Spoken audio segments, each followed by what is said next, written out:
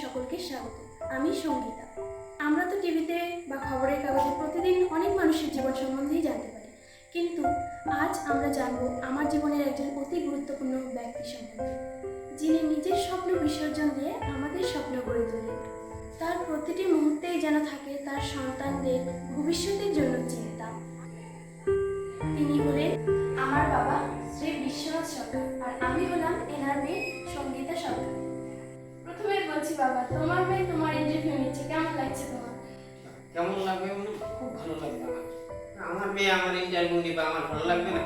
কত আশা করেছি যে ওরা বড় হবে, স্বপ্ন দেখবো যে চাকরি পাবে, আমার ভালো লাগবে না? সেই ভালো লাগবে। সংক্ষিপ্তভাবে তুমি তোমার ঠিকানাটা একটু বলো সবাইকে। আমার ঠিকানা হচ্ছে গ্রাম সত্তরপাড়া, পোস্ট কাটিপাড়া, জেলা জলপাইগুড়ি। এটা হচ্ছে আমাদের সংক্ষিপ্ত ঠিকানা, আমার বাড়ির ঠিকানা। শৈশবে তো সবাই খেলাধুলা করে, তুমিও তো শৈশবে খেলাধুলা করতে, তো তোমার প্রিয় খেলা কি ছিল? আমার প্রিয় খেলা, আমরা তো সবাই মিলে মাঠে ফুটবল খেলতাম। ফুটবল খেলতাম, আবার আমরা তো গ্রামের ছেলে, তো ওই দিক সেদিক জমি ফাঁকা থাকতো, ওইখানে অনেক ছেলে মেয়েরা আমরা হাডুডু, মানে এখন আগে তো হাডুডু বলতে এখন কবাডি বলে, কবাডি খেলতাম। তো আমাদের সবচেয়ে প্রিয় খেলা এখন ফুটবল ছিল। এখন যেরকম ক্রিকেট হয়েছে, ক্রিকেটের প্রতিও নিজের একটু খুব ভালো লাগে, দেখি, খেলতে তো পারি না, দেখি। তোমার স্কুলের কোনো ঘটনা সম্বন্ধে এখন কিছু বলো। আমি স্কুলের ঘটনা সম্বন্ধে, মনে করো আমরা যখন প্রাইমারিতে পড়তাম তখন তো এরকম ছিল না, তখন আলাদা রকম ছিল, বা এই যে প্রাইভেট স্কুলও ছিল না। প্রাইভেট স্কুল যে এখন আছে, প্রাইভেট স্কুল ছিল না, তখন প্রাইমারি স্কুলে মাস্টাররা খুব রাগে ছিল, অথবা শাসন করতো ওরা, মানে ভয়ে ছাত্ররা স্কুলে যেত না, এত মারতো বা ই করতো। আমাদের যে হেডমাস্টার ছিল তিনি খুব রাগী, যদি পড়াশোনা বা লেখা হয়নি, যে আজকে আমার এই সাবজেক্টটা হয়নি, পড়া হয়নি, বা আমরা নামতা করিনি, তাহলে যদি দেখতো যে হেডমাস্টার আসতেছে স্কুলের মাঠে পা দিছে, অমনি কোনো ছেলে বা মেয়ে যার হয়নি, মনে হয় যে মানে পেশাব করে দিতে, এত এরকম পড়া ছিল। অনেকে ভয়েই স্কুলে আসতো যার হয়নি, বাচ্চার থেকে বলতো যে যাও ব্যাগ নিয়ে আসো, কাউকে পাঠাই দিত। আর এই যে এরকম পেটে এরকম করে ধরে টাইনে উঠে তোমার স্কুলের সবচেয়ে কোন শিক্ষক বা শিক্ষিকাকে তোমার সবচেয়ে বেশি ভালো লাগতো, কেন? আমাদের প্রাইমারিতে যেরকম হেডমাস্টারকে খুব ভালো লাগতো, যেমনি শাসন করতো তেমনি আদর করতো, খেলাধুলার জন্য ইয়ে ছিল। ছিল আমাদের প্রাইমারি সর্দার প্রাইমারি স্কুলের নাম ছিল, খেলাধুলায় সেই নাম ছিল, ডিস্ট্রিক্ট চ্যাম্পিয়ন অনেক হয়েছে, এই জন্য খুব ভালো লাগতো। আচ্ছা, ঠিক আছে। তোমার শৈশবের এমন একজন বন্ধুর নাম বলো যার সাথে তুমি অনেক সময় কাটিয়েছো। আমার তো তখন সেরকম বন্ধু বান্ধব ছিল না, আমরা সবাই দাদা ভাইরা আমরা অনেকগুলো ছিলাম, একসাথে পড়াশোনা করতাম, যাইতাম, খেলাধুলা করতাম, তারই বোন ছিল, তাই বেশিরভাগ সব অনেকগুলো ছিল, তো ওই জন্য সেরকম বন্ধু বান্ধব ছিল। হাই স্কুলে গিয়ে একটা সে অনেক দূরে থাকতো, তো মাঝে সাথে দেখা হলে খুব ভালো লাগতো, ঘুরতাম, ঘুরতে যেতাম, ছুটির দিন ঘুরতে যেতাম, এসে ভালো লাগতো। ছেলেটা অনেক ধরনের গল্প হতো, ওগুলো তো আর এখানে বলা যায় না, ওগুলা বলার মতো না। তোমার সময়ের তরুণ প্রজন্ম আর বর্তমানে আমার সময়ের তরুণ প্রজন্মের মধ্যে তোমার কি কি তফাৎ চোখে পড়ে? তফাৎ তো অনেক কিছুই আছে। আগে তো আমরা যখন স্কুলে যেতাম, প্রাইমারি স্কুলে, এই ছোট ছিলাম, এখন আগে তো 4-5 বছর নিচে প্রাইমারি স্কুলে নিত না, তখন আমাদের বেলা কোনো ব্যাগ বা ইয়ে ছিল না, আমরা তো হাতে এরকম করে হাতে করে অথবা কোনো ওই যে নেটের মতো কিছুতে ঢুকিয়ে নিয়ে যেতাম, বেশিরভাগ হাতেই নিতাম, মেয়েরা এরকম করে তো আমরা হাতে করে নিয়ে চলে যেতাম দৌড়ে।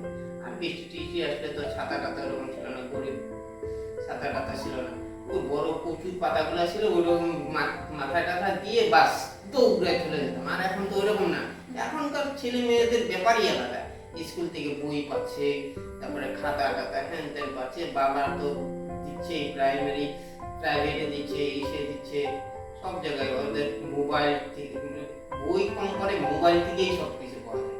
আমাদের বেলা তো তা ছিল না, কোনো টেলিভিশন ছিল না, এখন তো দেশ বিদেশের খবরও জানা যাচ্ছে। আচ্ছা বাবা, আমাদের পরিবারকে যদি কোনো খাবারের সাথে তোমাকে তুলনা করতে বলা হয়, তাহলে তুমি এমন কোন খাবারের সাথে আমাদের পরিবারকে তুলনা করবে, যার সাথে আমাদের পরিবারের সদস্যের মিল রয়েছে, এবং কেন? তো এটা তো ভালো জিনিস, তাহলে তো টক ঝালের মধ্যে চলে যেতে হবে। যেমন একটা কিছু আছে যেটার মধ্যে টক হবে, ঝাল হবে, একটু হালকা হালকা মিষ্টি হবে, এখন ভালো ভালো চানাচুর হয়ে গেছে, যেগুলো টক ঝাল এগুলো ভালো চানাচুর খুব পছন্দ করে সবাই। আমাদের বাড়ির সদস্য হচ্ছে আমরা 4 জন, আমার স্ত্রী, আমি আর আমার এক ছেলে আর এক মেয়ে। ছেলে তো ছেলের মতোই থাকে, মেয়েতে মেয়ের মতো, ওদের কোনো কথা বললে পারবো না, ছেলেকে বললে আমার সময়ই নেই, সকালবেলা 9টার দিকে উঠলো, আর ঘষলো দাঁত, ঘষে টসে কিছু খাবার দাও, বাস চলে গেল। তার মা ডাকতেই সে খাওয়ার জন্য, ডাকতেই সে, আর সেই ওই যে মোবাইল হাতে ধরছে, মোবাইল দেখতেছে, বাস আছে, আর মা ডাকতেছে, একজন তো ওইদিকে, আরেকজন, কিরে সঙ্গীতা আয়, আমি না ঘুমাচ্ছে, হয়তো মোবাইল বিছানায় রাখি বা শুনছে, ঘুমাচ্ছে, খানসারের ভিডিও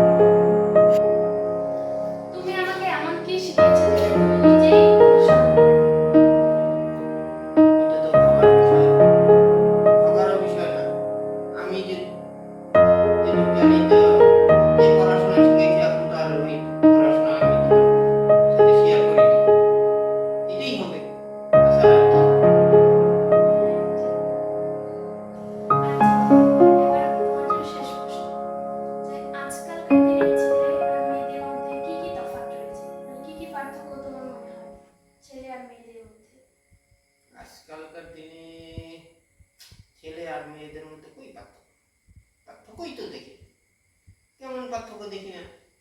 আজকালকার যুগের যা যেরকম দেখতেছি তাতে তো ছেলেদের থেকে মেয়েরাই বেশি, মেয়েদের অনেক ছেলেদের দিকে মেয়েরাই। আজকাল শিক্ষার দিক দিয়ে যাও বা তারপরে অন্য কাজের দিক দিয়ে যাও, কোনো এলআইসি বা কোনো সরকারি চাকরি ছেলে মেয়ের দিয়ে না, এই মেয়েকে নেওয়া যাবে না বা এই ছেলেকে। শিক্ষার দিক দিয়ে যাও, ছেলেদের থেকে মনে হয় মেয়েরাই বেশি শিক্ষিত, বা অফিস যেখানেই যাও সেখানেই তো দেখি মেয়েরাই বেশি ছেলেদের থেকে। এখনকার ছেলে বেশি মোবাইল টোবাইল দেখে অনেক ছেলেরা হয়ে গেছে যে অল্প কিছু পড়াশোনা করে বাস ওদিকে আউট হয়ে গেছে, তার মানে এখন বাইরে কাজ করতে যাচ্ছে, এই করতে যাচ্ছে। কিন্তু মেয়েরা তো তা না, মেয়েরা তো সেইভাবে বাইরে যেতে পারে না, পড়াশোনা করছে, পড়াশোনা করে তারা কোনো একটা কিছু করার চেষ্টা করছে। অথবা কেউ এলআইসি করছে, কেউ অঙ্গনারী চাকরি করছে, কেউ কেউ বা তোমার স্কুলের দিদিমণি হয়েছে, কেউ পুলিশ হয়েছে, কেউ তোমার হচ্ছে কি বলে আর্মি, বিএসএফ, সবকিছুই মেয়েরা হয়ে গেছে। আমি তো ছেলে মেয়েদের পার্থক্যের মধ্যে মানে বুঝিয়ে দেখি না, বরঞ্চ ছেলেরাই পিছনে আছে, মেয়েরাই আগে যাচ্ছে। এটাই তো দেখতেছি। মোটামুটি এখনকার যুগটা হচ্ছে অন্য ডিজিটাল যুগ। এই ডিজিটাল যুগে কেউ কারো পার্থক্য খুঁজে পাবে না, সবাই সমান, সবাই সবার মতো। যেরকম গাড়ি, বাসও আগে যেতে পারে, কোনো একটা লরিও আগে যেতে পারে, তার মধ্যে কোনো অনলাইন হয়েছে, কে কোন দিক দিয়ে যাবে ঠিকানা নাই। ঠিক তদ্রূপ আমাদের এই ছেলে মেয়েরা কে কোথায় কোন দিক দিয়ে যাবে ওদেরও কোনো রকম কিছু থাকবে না। আচ্ছা, মনে করো যে খেলাধুলার দিক থেকে ক্রিকেট বলো, তারপরে কি বলে যে দাবা, এইসব দিক দিয়েও তো মেয়েরাই আগে গেছে। ক্রিকেটে তো ছেলেদের থেকে মেয়েরাই এখন খুব ভালো খেলছে, তাই না? ভারতে খুব সুন্দর খেলছে তারা। কি বলে সিমরান শর্মা। ও তো চোখে তো কমই দেখে, টিভিতে দেখলাম, আমরা তো দেখিনি, টিভিতে দেখলাম যে চোখে কম দেখে তবু তো সোনার মেডেল নিয়ে আসলো ভারত। তাহলে মেয়েরা কোথায় পিছিয়ে আছে? মেয়েরা আগিয়ে আছে ছেলেদের থেকে, বরঞ্চ মেয়েরাই। তারপর ফুটবল, এখন অনেক এই যে আমাদের এইদিকেই দেখা যায় গ্রামের মেয়েরা ফুটবল খেলা শিখছে। মনে হয় ভারতের ফুটবলেও মেয়েরা চ্যাম্পিয়ন হয়ে যাবে, ঠিক আছে? তারপরে দেখলাম যে কি কবাডি খেলা, এখানেও তো মেয়েরা, ছেলেদের তুলনায় মেয়েরাও এগিয়ে আছে। তারপরে কি বলবো, আর কি পার্থক্য আছে? ছেলে মেয়েরা এখন একই আছে। আচ্ছা, আশা করি তোমার কথা শুনে অনেকেই অনেক কিছু জানতে পারবে বা শিখতে পারবে, বা কেউ তারা তাদের ছেলে বা মেয়েদের মধ্যে তফাৎ তারা বুঝবে, তফাৎ যে ছেলে মেয়েদের মধ্যে হয় না। বাবা, তোমাকে অসংখ্য ধন্যবাদ আমার সাথে এতক্ষণ সময় দেওয়ার জন্য। আজ এখানেই শেষ করছি। সকলে ভালো থাকবেন, সুস্থ থাকবেন। ধন্যবাদ।